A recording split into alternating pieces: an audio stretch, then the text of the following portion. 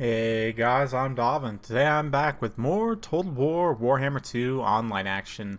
Today we're back with Bretonnia, going to be taking on the Beastmen. So let's get to the army compositions. This is going to be a little bit of a variation of my all-cav build I took against Norska. Basically we've just got a few peasant mob road bumps. So the build centers around mostly cavalry, obviously. We've got a prophetess, Lore of Life up in the air for a nice cheap Lord. She's got Earthblood and Regrowth, obviously. I didn't take the bombardment item this time because I wanted a little extra cost to take some peasant mob speed bumps. We've got 3 of them, 4 mounted yeoman archers, one of which is the Wardens of Montfort. We've got lots of other cavalry, obviously. 2 Grail Knights out on the flanks. We've got Companions of Cornell and the Defenders of the Fleur-de-Lis, and then 3 Knights of the Realm, one of which is the Regiment of Renown, of course, the Knights of the Lion-Hearted. If we take a look at the Beastman build, you can see he's got some Ungor Raiders hidden in the corner over here, currently stocked. He's got quite the infantry horde here. Not too much mobility from the Beastman, but quite a lot of infantry. He's got Ungor Herd, Ungor Spearman Herd, 2 Minotaurs with great weapons, and the Koroks Manripper is going to make up his elite anti-large AP. He's also got a Brave Shaman Lore of Death with Spirit Leech. Looks like Doom and Darkness and Soul Blight. And he's also got Kazrak the One-Eye, who's up there for one of the worst lords in the game, so we'll talk about why in the aftermath. He does have some redeeming qualities, but overall he's not great. 2 units of Chaos Poison Moorhounds for some mobility, and that's pretty much it. So let's get the battle into full gear, and we'll watch what happens. You can see I'm going to pull up, obviously. Shooting at the Ungor Spearman Herd might seem bad on paper, but they don't have shields, and they are a little bit of a danger to my cavalry, so they may not be a bad choice. You can see there those Regiment of Renown mounted yeoman archers making some solid contact there, doing some really good HP damage. Those Wardens of Montfort are not too bad, honestly. They're a little bit expensive for what you get in terms of their combat stats, but the poison missile damage is quite nice. And yeah, just having that ability to take that as the Bretonnians is quite powerful.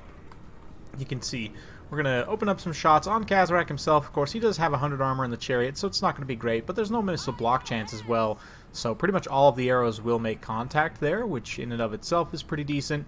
You can see I'm just kind of maneuvering back and away. Again, not wanting to give a frontline engagement, similar to the game I played with this type of build against Norska. You just want to try and delay, skirmish as long as possible. You know, if your opponent starts to isolate units, then you can go after them, but right now, at least, he's doing a good job of keeping everything together.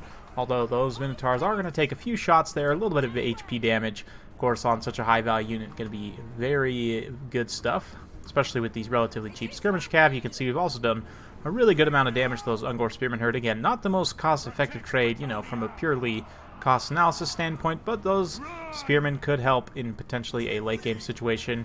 But yeah, so far so good. This unit of peasant mobs is probably not going to be able to make it back to my other force in time, so we are going to sacrifice them here. They're going to run in here and start mixing it up with these Ungor Spearman Herd. Just kind of tie things down for a moment while those Minotaurs take some shots. I don't think we've actually taken down any unit models there yet, but doing some really good HP damage. Certainly. Obviously, the peasant mobs will lose here, especially once Kazrak comes through on his chariot, but again, it's just to kind of delay my opponent and, you know, kind of break up his advance a little bit. And, yeah, at this point, we're just about out of ammo. Of course, as I say that, I actually look, and we're about, you know, got about a third ammo left, give or take. But, yeah. We'll fast forward a little bit through this mid-game engagement here, as there's not a lot going on. It's mostly just me shooting at my opponent here, but once my opponent decides to start advancing and to try and find something here that he can advance into, we're going to try and pull this peasant mob away and try and isolate the Ungor Spearman Herd. I also see there's potentially some Minotaurs on station. We've also got these Grail Knights up and around the side here to act as kind of a distraction Grail Knight. My opponent can't just ignore these guys, but if he dedicates a lot of resources to it, then I can potentially pull them away from other parts of the battlefield to keep my cavalry safe. My opponent way overcommits here, sending both Minotaur's weapons and these Koroks Manrippers over on a goose chase to follow these Grail Knights, which granted, they're being slowed down. They will eventually get caught here. Since they're going to get caught, I'm just going to turn and fight with them for just a moment, but in the meantime, the infantry force for for the Beastmen, that what it is, you know, just these Ungors, they're getting pretty much crushed here. We're going to pop a regrowth on these Grail Knights to help them out in this fight, as they are fighting some Minotaurs here, but honestly, even without getting the charge off, Grail Knights will do pretty decently against Minotaurs with their anti-large bonus, decent weapon strength, and so on. Yeah, you can see the Minotaurs definitely taking the bad end of that engagement. Hunger Raiders doing a good job, though, poking away at that Prophetess. That's a great target for them to shoot at. These Mounted Yeoman Archers will also be really good targets, but you can see the Beastmen infantry that I was able to isolate here just got completely collapsed by the Alpha Strike of the Bretonnian Cav. And that's going to allow us to start cleaning up some other units over here. You can see Grail Knights came over and impacted a whole bunch of units, kind of just tying things down momentarily while we try and clean up some of the high-value stuff. You can see Minotaurs with great weapons coming in here. And since we were able to smash out that infantry engagement very quickly, the Knights of the Realm are now going to come support the Grail Knights in the fight against the Minotaurs. And with all this cav now, because the Minotaurs are outnumbered so severely, you can see like one Minotaur is fighting like 5 or 6 Knights. It's just going to be really bad for them. Both units taking a lot of damage here. One of them actually getting almost shattered there, down to 3 unit models. And yeah, it's just not looking great for the Beastmen, despite what the balance of power may tell you. And those of you who have seen some of my other replays will know the balance of power for the Beastmen is a little bit borked in terms of power. You can see the Koroks Man-Rippers have gotten bogged down on some peasants here. I mean, there's no doubt they will cut through these peasant mobs like they're just made of butter. But, you know, they will definitely get tied down for some time, which is the whole name of the game, so to speak, is just to have them be kind of speed bumps and to have them kind of run in and muck up my opponent's formation and so on. But, yeah, it looks like a regrowth going down on the Companions of Cornell, since they are a very high-value cavalry. They're doing some good damage to Kazrak right now. Obviously, they have the armor piercing to be able to cut through his 100 armor on the chariot. And the reason why Kazrak is so subpar is just that he has terrible melee defense on the chariot. I'll have to look on foot. I think even on foot, his combat stats aren't great. And obviously, he does have an insane charge bonus, especially with the Deadly Onslaught active. But yeah, it's just not great. Kazrak really suffers. He really doesn't have that much going for him in the way of special abilities. He does have Vanguard. But because he's such a squishy lord, all that does is just allow your opponent to kill him faster. So, yeah, not the biggest fan of Kazrak. You can see his forces starting to suffer here. There are some peasant mobs who are hemmed in here with their mounted yeomen fighting these Ungors. Quite a few Ungors still left on the field, and obviously the Koroks Man-Ripper is the main thing kind of stabilizing the leadership here. But as Kazrak starts to take more and more damage from these various knights here, we've got Knights of the Realm in here assisting as well. So yeah, it's just going to be a bad time overall. Looks like the Knights Lion-Hearted and the Grail Knights coming back from running down routing units. So yeah, at this point it's just a matter of getting a nice rear charge here on these Koroks Man-Rippers, and they should pretty much go to army losses. Or else I think my opponent is actually going to admit defeat, potentially. I'm not sure, but it is, for all intents and purposes, over at this point. So, well played to my opponent. Hope you guys enjoyed watching. Let's have a look at the breakdown, shall we? And, yeah, this strategy I find works relatively well against Beastmen and Norska, just because, well, I haven't really run into a very heavy Centaur build with the Beastmen. Now, granted, Centaurs in a straight-up fight will lose hard to even... Well, I don't want to say necessarily even the Knights Errant, but I think the Knights Errant would do pretty well if they got a good charge there. But for sure, Knights of the Realm, at least with their anti-large bonus, and anything upwards from there, the Centaurs with great weapons even will tend to struggle against them somewhat. So I think even a heavy Centaur build may have trouble with this. I mean, obviously they would have the mobility to keep up, and maybe you could try and force some engagements in that way, some more favorable engagements, but...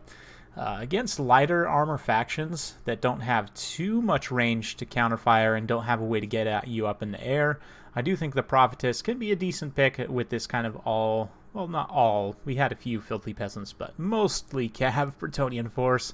Let me know what you guys think in the comments down below. You can see the Knights of the Realm all did quite well, 131, 98, and 94, 61, and 2 XP chevrons. This is the Grail Knight that took down, well, helped take down those 2 units. Minotaurs did some excellent work. The other one, no XP chevrons, but 189 kills, mostly Ungors, obviously. 63 on the Companions of Cornell, and then the Mounted Yeoman Archers also doing quite well. 52 on these guys especially is not too bad at all. For my opponent, just kind of let himself get picked apart a little bit there.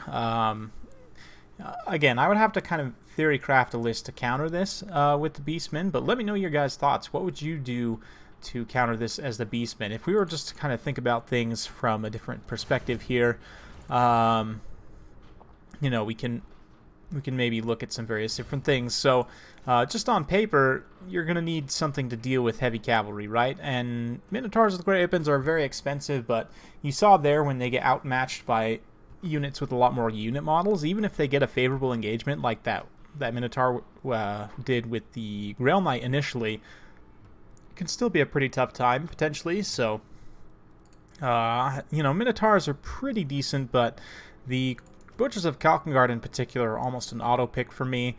You know, Kazarak's fun, and it's nice to take someone different, but some of you guys think Morgur is super boring. I don't think Chaos Spawn are boring at all, so I actually quite like Morgur.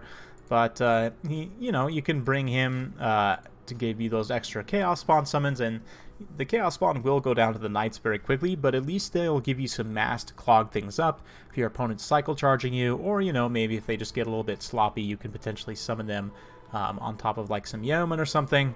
The Ungor Raiders are probably not a bad pick. I'll take a couple of them. Korok's Manripper is also pretty solid. I'm going to actually get the Ungor Spearman Hurg with shields, obviously, since Bretonians can take those mounted Yeoman archers. And then Sons of Goros are going to be pretty much an auto pick because of their magic armor piercing damage and better stats.